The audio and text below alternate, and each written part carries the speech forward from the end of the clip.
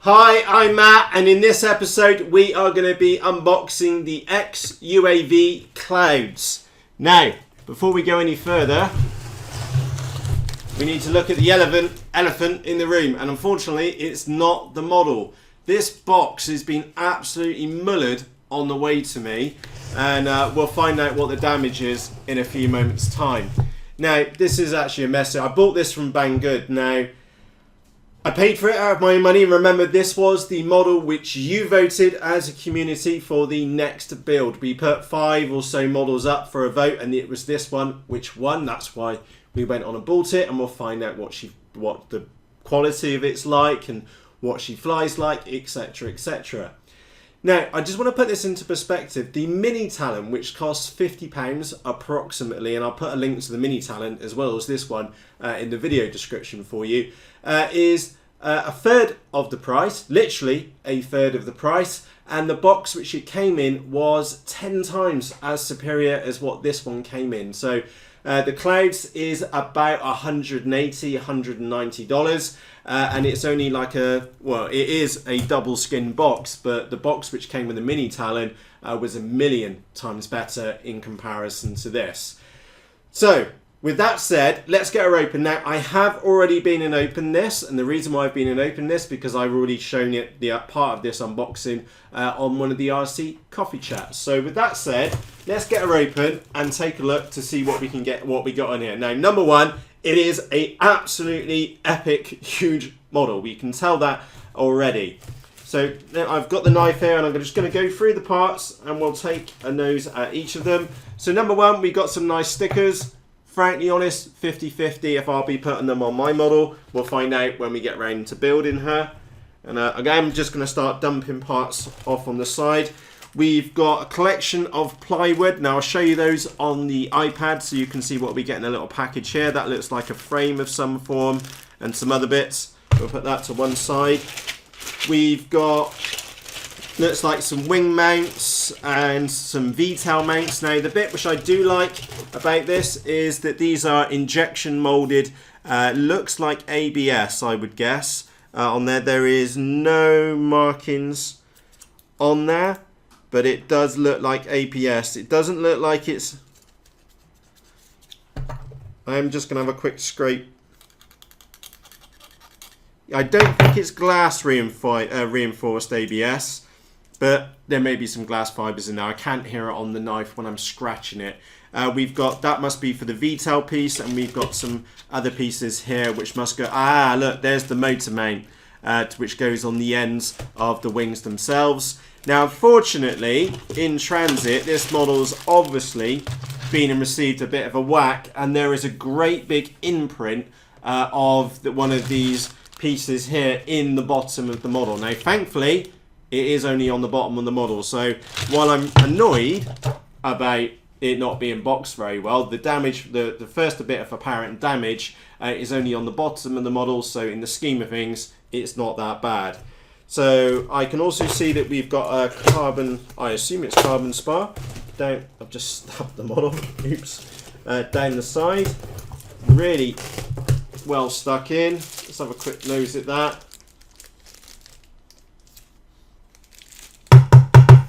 I'm 50-50 if that's on glass fibre or carbon fibre.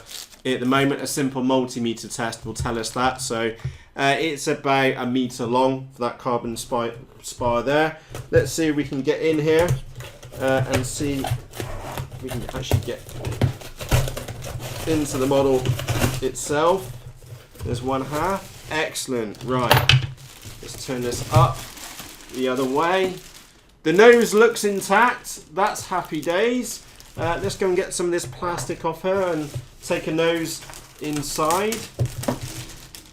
Now, while I'm just getting her unwrapped, I'm going to talk about some of the setup which I've got planned for this model. So I will be using, I think this is 2814 980 kV motors. Now that may be slightly incorrect, so what I'll do in the video description, I'll put links to all the setup parts which I intend using on this model. It will be running with an 11x7 propeller, and I already know that there is a chance that those props will touch, well, I know for a fact they will end up touching the grain. So I will need to make sure that when I set up my ESCs that they are set with the brake on so they get knocked up out of the way.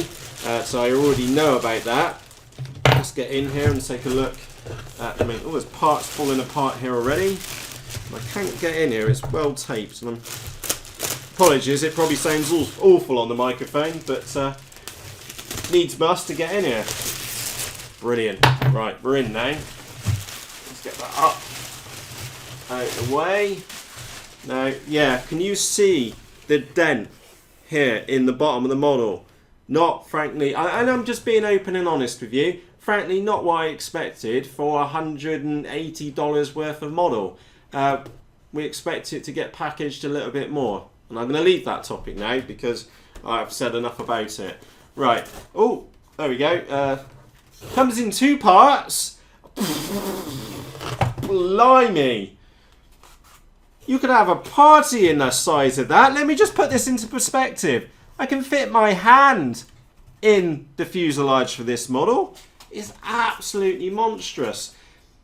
We've got a plastic cover on the top, which I don't know if I'm going to keep or not. I've only given some consideration to parts themselves rather than the actual final setup of the actual model itself. It does seem to fit together really nicely. We do have a little canopy catch here at the back, and yeah, it all seems kind of like straightforwards. Nicely moulded EPP. There aren't any horrible edges on there. Ooh, that nose piece falls out. Oh look, there's a little thingy bit at the front. I have to go careful of that. And let's turn it over. Yeah, it looks like this whole bottom section comes out and there's holes here for screws. So I do need to take a proper look at the manual to see how to set this one up. And we've got another tray there and I can hear stuff falling out in here. So those must be... Get this the right way round, which obviously I think I've got it the wrong. Oh, that is the right way round, he says. Maybe I'm missing that piece in the middle. Anyway, that's the fuselage. Absolutely ginormous. Absolutely ginormous. Let's go and move this out of the way and move on to the next parts. And also it's nice that they haven't glued those pieces together because number one, we've got 2 ESCs to fit in there. We've also got the servo lines to get down it as well. Right, what else we got in the box? We've got the V-tails, which we've got here.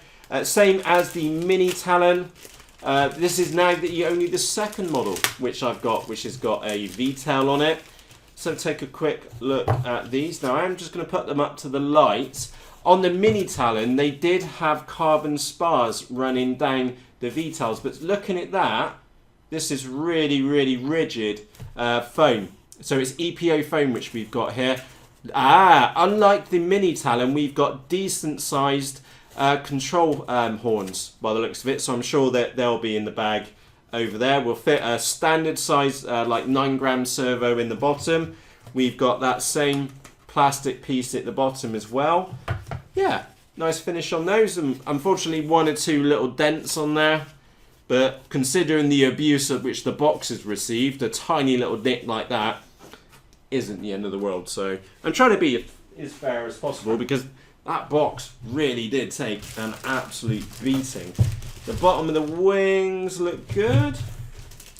Like so. Anyway, as I was saying about the setup, I'm going to go for 11x7 props, 2814, around about a 900 kV motor. That setup was borrowed from the MTD model, which is a very well proven model. And also I borrowed the same setup which they've got for those. 40 amp ESCs. I will be using a Eagle Tree Vector flight controller for this one. And just, yeah, having a look at the abuse which that box has received, that's happy days. Now, the wings, we've got a decent, epic, great big size. Let me show you this on the iPad. Look at the size of the control horn, which is going to have to go on there. Absolutely monstrous. The seams on the EPO seem absolutely fine. And yeah, now I already know that they've been and glued this in for the main spar, one of the spars which goes across. I will be dropping my own CA glue all the way down those edges, just out of paranoia. Again, somebody else has glued this model. I don't trust someone else's gluing. I only trust my own. And I know that I can fit the servo lead down that wing and we'll run it out here. Now, I'm not entirely sure what I'm going to do for the setup on this one. And just be aware, on my Phantom FX61 flying wing, I did actually glue the wings on. And that made me personally feel a lot better rather than using the little screws to connect them in. But yeah, a fair old size wing there. Let's pop that one down and go and grab the other one. And that's the last part in the box. And I think what we'll do is that we'll try and mock her up on the desk. Ooh.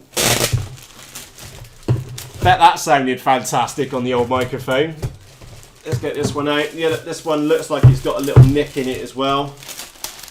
Pull that out. Yeah, this one's had a lot more abuse on there, and I'm just going to show you this on the camera. It's definitely had, and again, this was on the side which looked like it had become open. So yeah, a few nicks and stuff on there. Bottom side seems fine. The aileron hinge on this one does look, and I'm putting it up to the light, and you won't be able to see it, but you can actually see through most of this hinge. So the moulding wasn't, while it's generally fantastic moulding, that is a bit flimsy for me. So I will be using Blenderm tape, ironically, on both sides for all the surfaces on this wing. It does move really freely right now, but give it time and lots of movement, chances are that could come off. So I will be using some Blenderm tape on those wings themselves. Again, same carbon fibre, well, I presume it's carbon fibre spar in the middle. Decent sized servo hole. Yeah, nice and straightforward. Oh, yeah, that's why I don't trust their glue. It's already starting to crack all the way along there. So I may even be tempted to get the knife out and remove that bay and then go back with my own glue and do it, because it is starting to crack already. So I'm not happy about that, and frankly speaking, I would have preferred, as the owner of the model, to do that myself, because the only person's gluing which I actually trust is my own rather than somebody else's. So obviously not enough glue is being put in on that spar cover. But that said,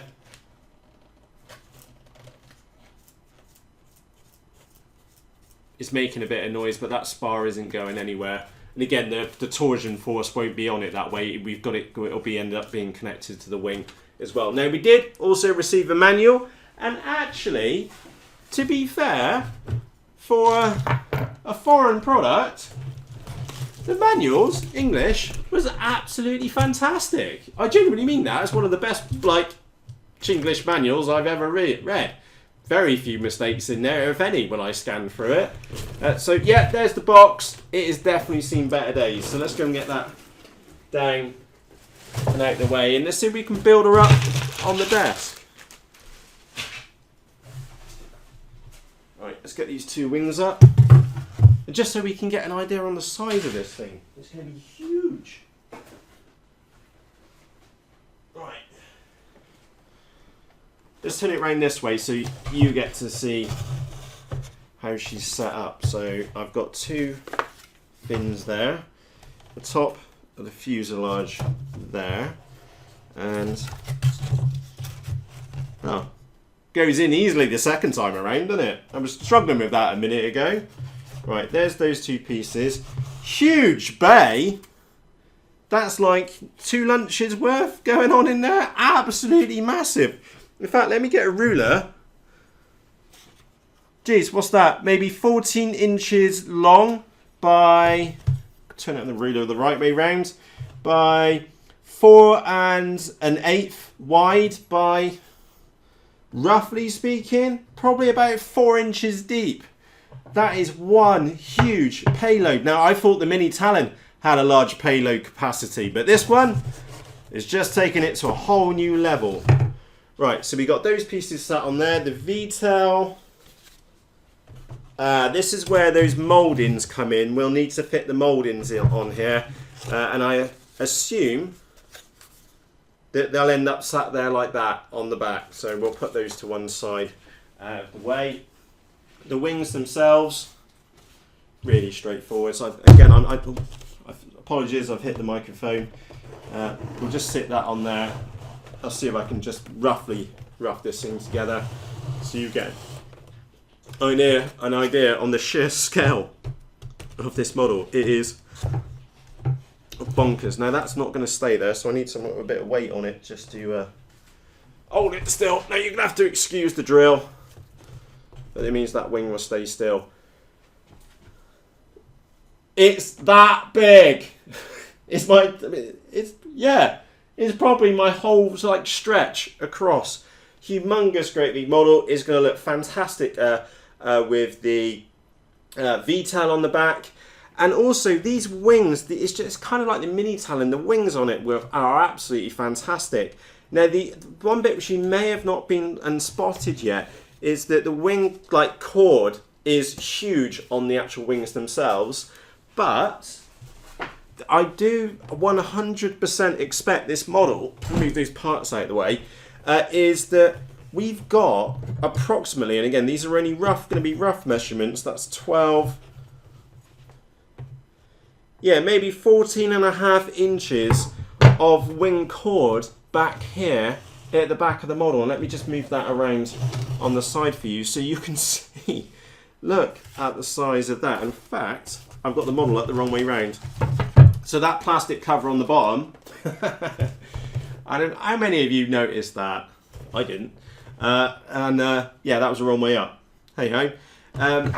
So that plastic buffer down there must have been for the landing of her. Now they do suggest a parachute landing, which is something which I personally won't be entertaining the idea of parachuting this model down, especially if we've got the best part of 10,000 milliamperes sat in here. Yeah, just look at the blooming size of that. I'm going to move these wings out of the way. Like so. Where's those plastic brackets?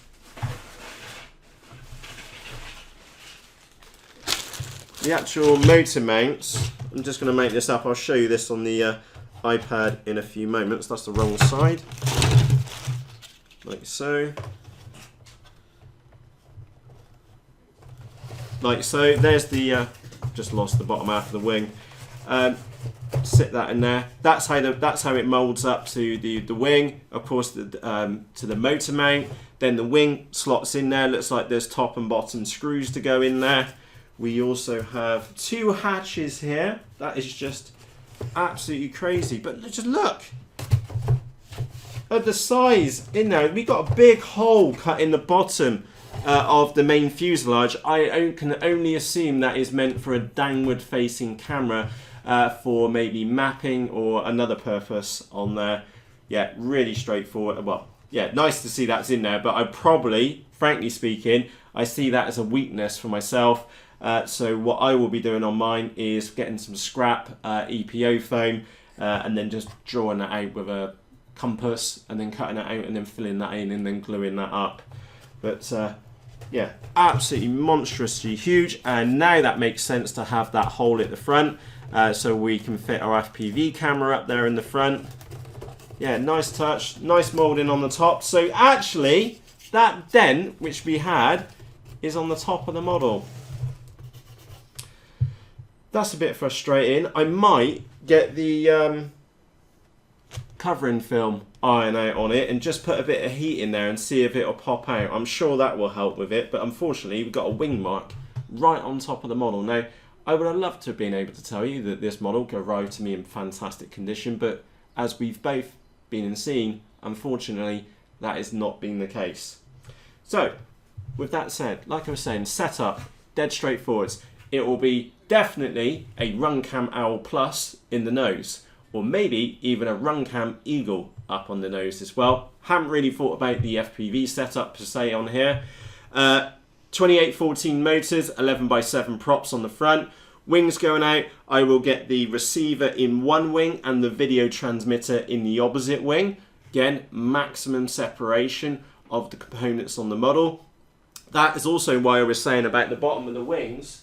Not only would I prefer to have glued that myself so that I don't have any concerns about somebody else's gluing, but also I will need to run not only a receiver wire from one wing, but I'll also need to run the FPV wires down and extend that down and catch up with this little line down here and then run it through to the fuselage. So yeah, that's the only negative which I can actually say so far, is that I would have preferred to have done that myself.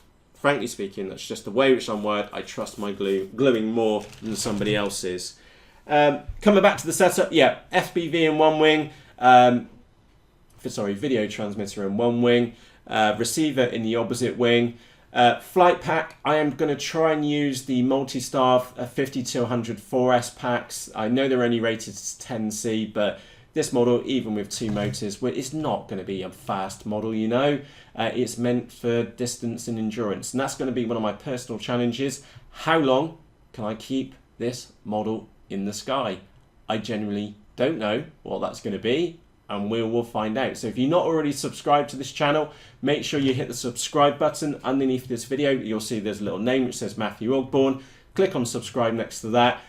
You'll get updates not only with the build progress in the RC coffee chats, but I'll also do a build overview episode as well. And of course, we'll have our maiden and also that endurance flight as well. Oh, at the back, we've got a GPS to fit in here. Like I said, I'll also be putting a Eagle Tree Vector in here as well. Frankly, looking at it, it's not necessarily needed, a flight controller, but I do like the return to home features just in case anything goes pear-shaped, and also the flight stabilization. But just looking at the thickness of the cord on here, this is going to be a big, floaty model to say the least. So first impressions, pretty good. Only negative, box was diabolical. Now, let's be fair here. Who's at fault for that? To be frankly speaking, it's not Banggood. It's XUAV, the actual makers of the model itself. That box is just not up to scratch for a model like this. Again, especially seeing the Mini Talon and the way that that was boxed. Fantastic boxing. This one, not so good.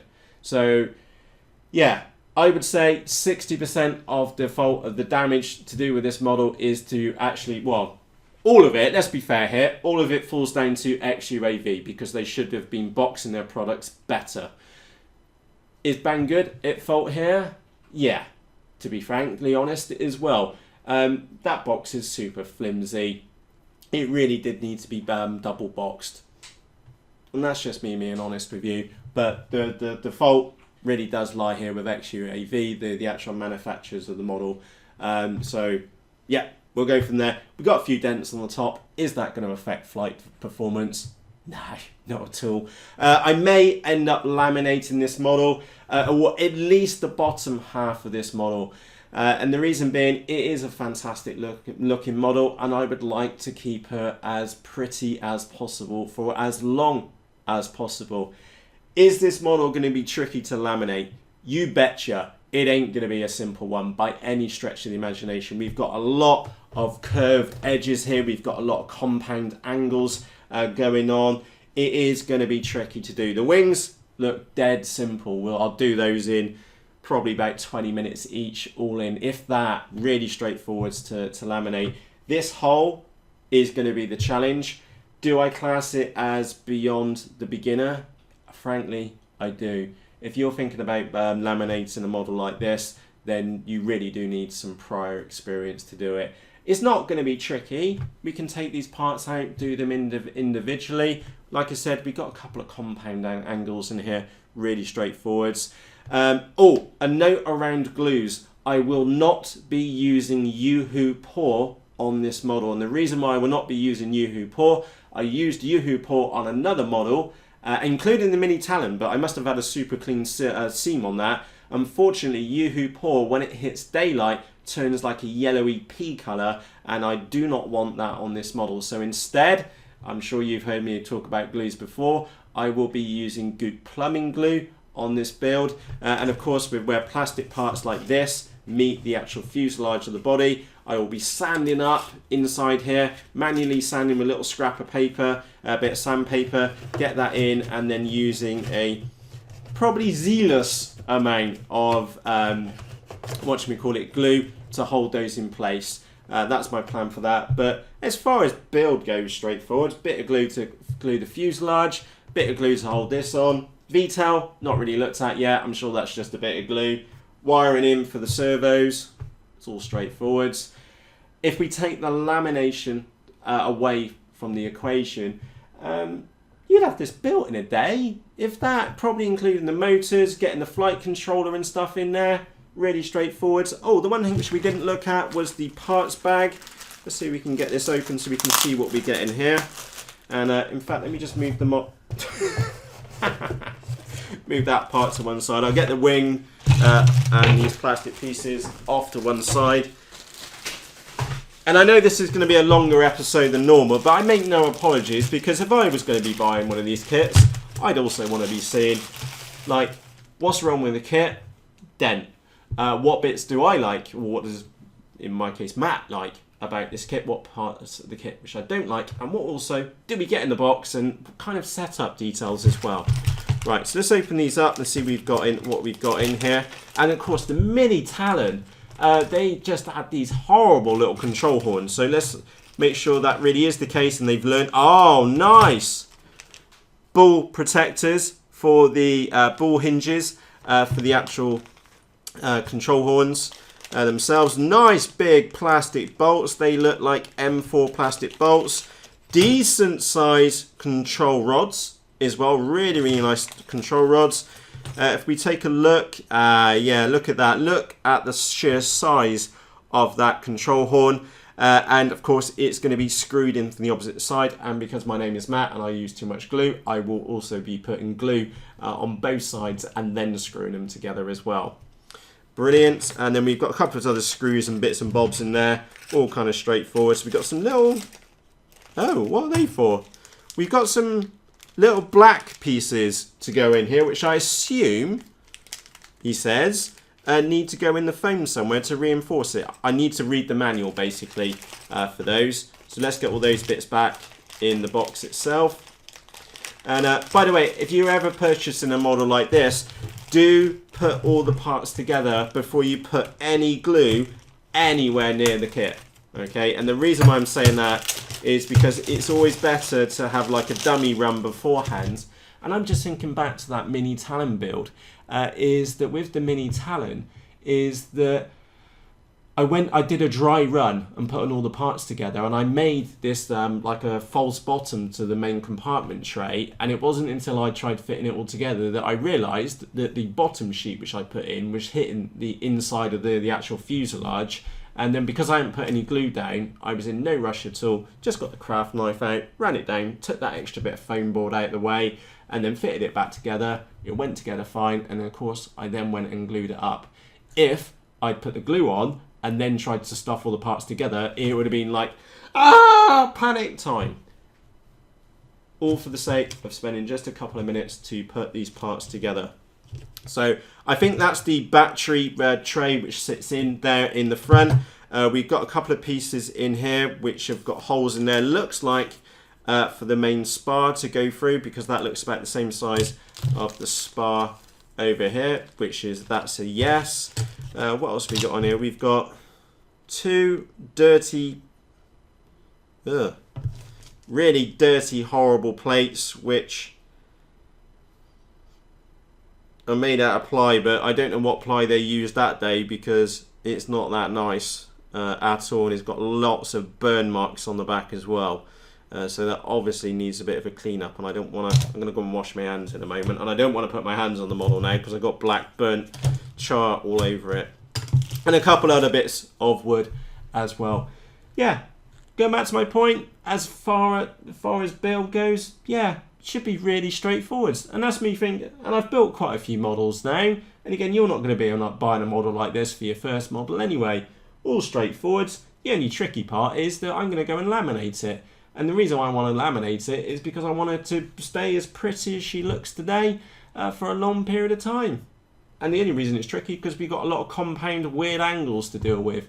But it's not beyond me, and I'm not very good at laminating, to be frankly honest. I've done a couple of models before, but it's not hard. You just take your time and you plan. You basically work from the back of the model to the front, so that if you've got any seams, that the dirt or moisture, it runs that way and it goes down the step of the laminate rather than going this way, and there's no air or anything, dirt trying to get into the seam itself from the normal direction the model's flying. So yeah, personal thoughts right now, I like it. Unfortunately, we're let down by the packaging, and like I said, to be frankly honest, it's XUAV's fault for that. And we've got plenty of parts, and they're decent quality components, much better than the mini Talons, to be frankly honest. Build time, you'd have it licked in a day. If you take the laminating out of the process, you'd have it built up in a day, and you'd be flying it the next day. There's nothing hard in this one at all. Glue, couple of screws, bit of electronics, and you're away. Yeah. Am I happy? Yeah. That wing, size of the payload in there. If you can't squeeze 20,000 milliamperes of battery in this model, then it's monstrous, absolutely monstrous. And again, I don't want to get any of that black burnt stuff on it. It is the hold on it. In fact, I'm going to leave you with a picture of the hold on your screen, because that is absolutely epic. And if that ain't enough room for you, then there's another compartment, a really deep compartment at the back as well. Wow. In short, absolutely wow. So on that note, I will put a purchase link to this model in the video description underneath this video for you. If you have any questions about the Clouds, please just ask. Do note, I bought this model out of my own money for my own abuses, and also remember that this was the model which you voted for in one of the RC Coffee Chats for one of the models which you would like to see built in 2017. So she is here, and we will rag the nuts off it very, very shortly. And on that note, from myself, Matt, thank you ever so much for taking the time to watch this episode. This is The Clouds by XUAV. It looks #amazeballs. And from myself, Matt, cheerios!